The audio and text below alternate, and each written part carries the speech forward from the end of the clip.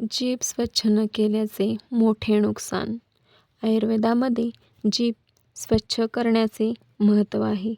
मी तुमची ताई, ताईचा आयुर्वेद या चॅनलमध्ये स्वागत करते. नमस्कार. आपण रोज दात घासतो, पण जीभ स्वच्छ करतो का? तोंडाच्या स्वच्छतेमध्ये जीभ स्वच्छ करणे तितकेच महत्त्वाचे आहे. जिभेवर अन्नाचे सूक्ष्म कण, जीवाणू आणि मृतपेशी साचू शकतात.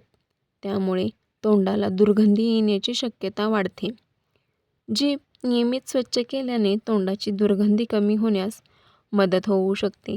तोंडाची स्वच्छता राखण्यासाठी मदत होऊ शकते.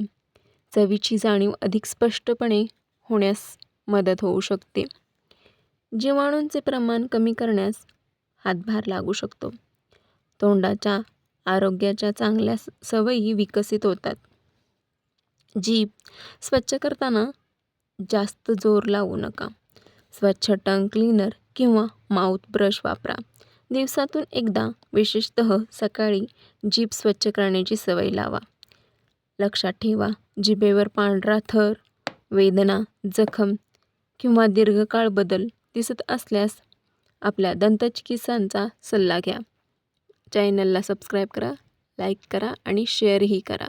धन्यवाद.